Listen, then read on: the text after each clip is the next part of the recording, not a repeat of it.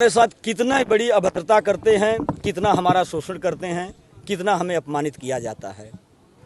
आपने कानून बना दिया, व्यवस्था दे दी, लेकिन उसकी कोई सुविधा हमारे लिए नहीं है। अगर आपका कानून, आपके कानून के रखवाले जितने भी हैं रोड पर, सभी हमारा शोषण करते हैं और हमेशा इस तलाश में रहते हैं कि कब गाड़ी वाला आए तो उससे हमें 1000-2000 रुपये निकालने का अवसर मिल जाए। तो आप अपने मतलब वो पूरे रखते क्या? नहीं, हमारे कागज़ भी पूरे होते हैं, हम अपने रूल्स में भी होते हैं।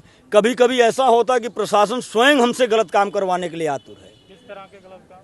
जैसे अभी हम बड़ी गाड़ियों की बात करते हैं, उत्तर प्रदेश में हमारे अधिकतर ये व्यवस्था चल रही कि ओवरलोड, अगर खनन संबंधित हम बात करते हैं तो ओवरलोड की प्रक्रिया इतनी भयंकर चल रही है कि जिस पर सरकार नियम तो बना दिए हैं, परिवहन अधिकारी दिए हैं, खनन अधिकारी दिए हैं, लेकिन वो अधिकारी सब के सब भ्रष्ट हैं। क्योंकि अगर वो चाहते, अगर कानून चाह ले तो कभी गलत काम नहीं हो सकता। वो बैठ करके स्वयं आड़ में बैठे रहेंगे, उनके लिए व्यवस्था जाती रहेगी, गाड़ियां जाती रहेंगी। आप ही से मैं पूछना चाहता हूं कि कभी ये बताइए कि अगर यहाँ से मिट्टी खुदाई करके लोड करना हो तो क्या ड्राइवर और कंडक्टर गाड़ी पे लोड कर लेगा? क्या मोटर मालिक कर लेगा? नहीं। उनके जो ठेकेदार होते हैं, उनकी खदानें होती हैं, ये सरकार प्रशासन एक दूसरे से मिले होते हैं, इनके माध्यम से सारी मिली भगत से काम चल रहा है। और दोष किसको दिया जाता है? गाड़ी वाले को, ड्राइवर को। मारा कौन जाता है? ड्राइवर। लाठी किसके ऊपर चलाई जा रही? ड्राइवर। किसने अथॉरिटी दिया है? जो विभाग लाठियों से प्रताड़ित करता है ड्राइवर को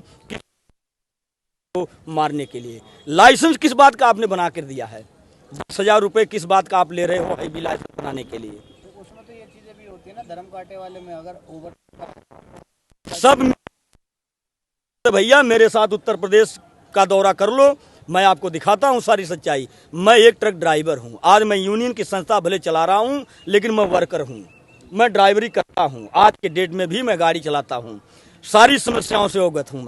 मैं जानता हूं, अगर किसी को किसी प्रकार का प्रमाण चाहिए, साक्षात मैं दूंगा उससे ला करके। आपकी मांग क्या है? मुद्दे की बात कीजिए ना। मुद्दे पे अगर हम आते हैं तो इसका गुनहगार प्रशासन है, अपने सहूलियत को पहले सुधारे, पहली बात। और दूसरी बात, ड्राइवर किसी भी गुनाह का गुनहगार नहीं है। कोई भी अगर दुरुपयोग हो रहा है तो इसका जिम्मेदार ड्राइवर नहीं है। ड्राइवर शराब पी कर गाड़ियां चलाते, इसके लिए भी गुनहगार नहीं है ड्राइवर। आप ये बताइए, ऐसा कौन सा समाज बचा है कि जिस समाज में लोग दारू शराब नहीं पीते हैं? पीता है ठीक है, लेकिन पी करके ड्राइव करना और एक्सीडेंट हो जाता है इनके, तो लोग तो मारे जाएंगे। उनके खिलाफ कानून है। अगर मैंने ये भी देखा है कि कर्मचारी जो हैं उनको चेक करते हैं, ये मुहिम चलाई जाती है, अभियान चलाया जाता है, लेकिन अगर एक ड्राइवर पी के आया है, उसको आप दोषी पा गए तो तुरंत उसके साथ आप कानूनी कार्रवाई करो। ये नहीं कि आप साइड से 5,000 रुपया लेकर उसको छोड़ दिए। हमने देखा है अपनी आंखों से, बिहार में हमने देखा होते हुए, उत्तर प्रदेश में भी हमने देखा है कि आप जब मशीन द्वारा चेक कर रहे हैं ड्राइवर को कि ड्राइवर गुनहगार मिला तो उसके साथ आप कानूनी कार्रवाई करो कि ताकि सामने वाला ड्राइवर देख करके अपनी आदत को सुधार ले। आपने अपनी स्पीच में कहा कि ड्राइवर को सरकारी सुविधा मिलना चाहिए। जी। हर एक को फैसिलिटी, चाहे मेडिकल हो या जो भी आपने कहा है वो जी। सरकारी गवर्नमेंट में जो एम्प्लॉय काम करते हैं, जो सरकारी कर्मचारी होता है, वो जब तक काम करते हैं गवर्नमेंट जॉब में, तब तक ही उनको ये सुविधा दिया जाता है। रिटायर होने के बाद उनको भी नहीं सुविधा दिया जाता है, लेकिन आप ड्राइवर की सुविधा की मांग कर रहे हैं। क्या ठीक कहा है आपने। आप वो सरकारी गवर्नमेंट हैं, उनके लिए तो आपने वेतन 70,000, 80,000, 1,00,000 रुपये, 50,000 की कर दिया। ड्राइवर का कौन सा वेतन आपने निर्धारित किया है? कौन सी एसआई व्यवस्था है या कौन सी आप पेंशन की व्यवस्था शुरू से बना के चल रहे हो, जिसको ड्राइवर को रिटायर होने के बाद में आप क्या दे रहे हो? ड्राइवर 2,500, 3,000 से लेकर के 25,000 के अंदर ही उसकी वेतन दी जा रही प्राइवेट में।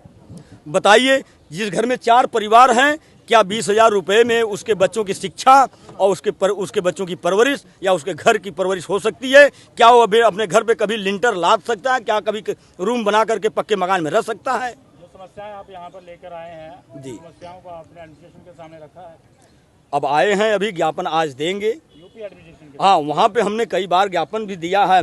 मैं स्वयं माननीय मुख्यमंत्री जी से, महात्मा आदित्यनाथ जोशी जी से मिलने के लिए गया था 1 साल पहले, लेकिन उस दिन उन्होंने हमसे मुलाकात नहीं की। हम कार्यालय पे रिसीविंग दे दिए, देकर आए। आज भी ज्ञापन में उसका रखा, संदर्भ संख्या आज भी मेरे पास नोट है। एक बड़ा आरोप आप लगा रहे हैं प्रशासन पर कि प्रशासन जो है वो भ्रष्टाचार कर रहा है, वो मतलब सही तरीके से काम नहीं कर रहा है। नहीं। तो आपके पास कोई सबूत है? आप किस बिना पर आप कह रहे थे? आने वाले समय में अगर इस मांगों पर विचार सरकार नहीं करती है तो आने वाले समय में जो हमारा आंदोलन होगा उसमें हम सारे दस्तावेज, सारे रॉयल्टी, सारे कागजात, वीडियो आपको सारी चीज़ें ला करके यहाँ उपलब्ध कराएंगे। आप उसके माध्यम से आप इसको देख लीजिए।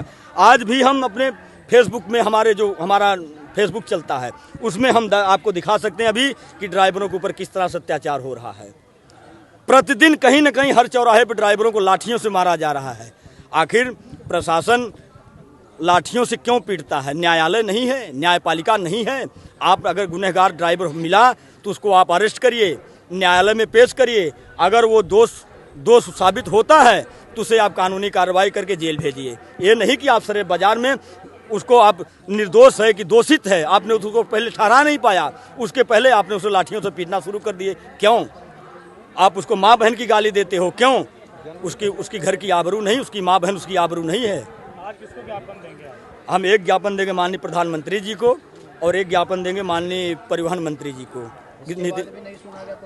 इसके बाद नहीं सुना गया तो इस मार्च महीने के बाद में 1 अप्रैल से स्टीयरिंग छोड़ो आंदोलन पूरे देश में चला दिया जाएगा, जिसकी संपूर्ण जिम्मेदारी शासन और प्रशासन की होगी।